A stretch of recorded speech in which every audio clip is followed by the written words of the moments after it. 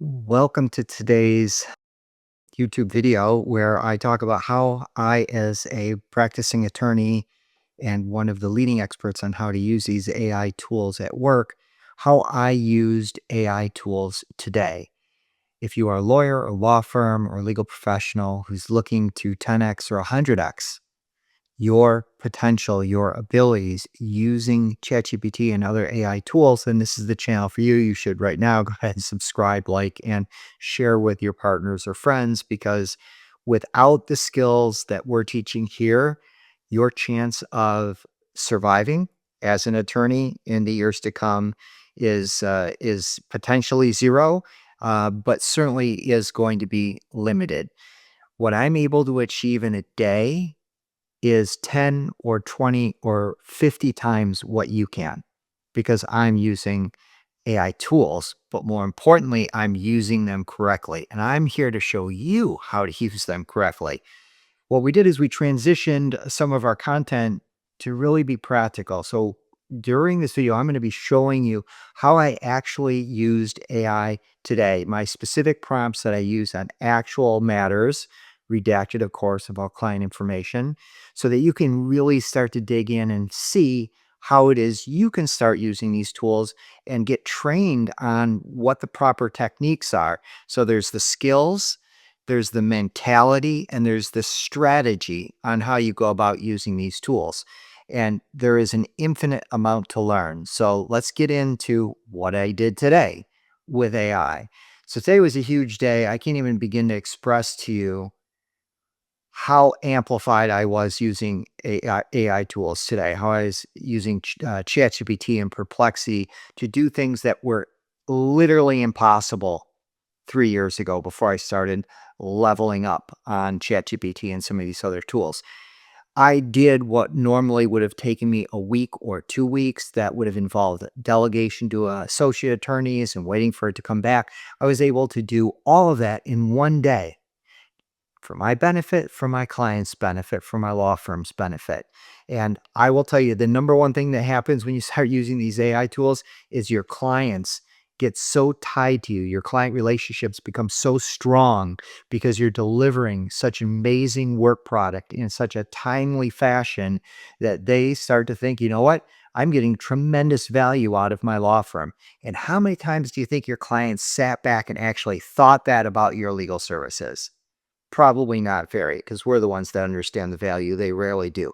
With AI-enabled attorneys, they will actually say the words, "I can't believe how spot on your work product is and how fast you were able to get it to me." So let's jump in.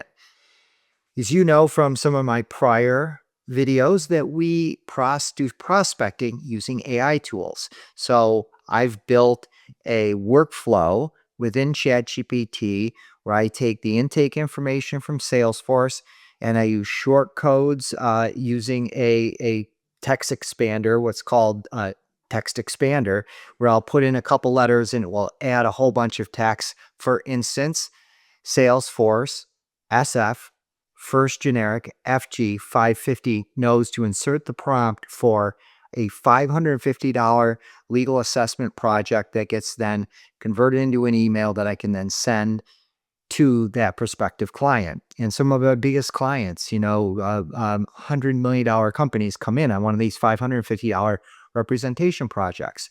So here is part of the email that you're seeing here that gets generated minus the client information at the top. So here are the benefits, which of course ChatGPT helped me refine the pitch. Here is my Calendly link, which allows them to not only book the call, but charges them the $550 up front before they can actually schedule the call. And on this particular email, the client intake had said, "I really want to speak to someone. Can you please call me back?" And for some reason, out of my templates that I provide ChatGPT and I give it a little flexibility, it decided to add, "If you prefer to speak before retaining us, please reply to this email with a few times that work for you, and we can set up a brief introductory call." That is not what I want in my 550 representation project emails. In order to get a call, they got to pay the 550. So What I asked it to do was to please remember that we never offer an introductory call for free when we're pitching a $550 legal representation project. This is how you store your memory into memory, the different things that are particular to your workflow. So remember, these are all about workflow. So I'm telling it, please remember something. It's now going to store that in its memory. And most of the time, not all the time, but most of the time, it is going to remember to never do this again. Never invite a free call when we're pitching a paid call. The other thing that it has done here is it's finished this email, which I want to cut and paste with this question to me. Would you like to add Travis legal article link related to online defamation? And I would now, and I did below this, say, please remember that you don't need to include anything except the text of the email, no beginning question and no ending question. And then I cut and paste this in by way of example. Really important to give examples of what you want and what you don't want so it can do its work as an artificial intelligence source for you. So you can ask ChatGPT to remember to do things and to remember to not do things in the future as you help build your workflow into the tool. Pretty cool, huh? All right. So try and remember to do that tomorrow. Try and remember to ask it to remember something to do and to ask it to remember something not to do. And if you're doing that within a project folder, then you're going to get the most likely result that you're looking for, which is don't do this again. Step into a world where machines dream.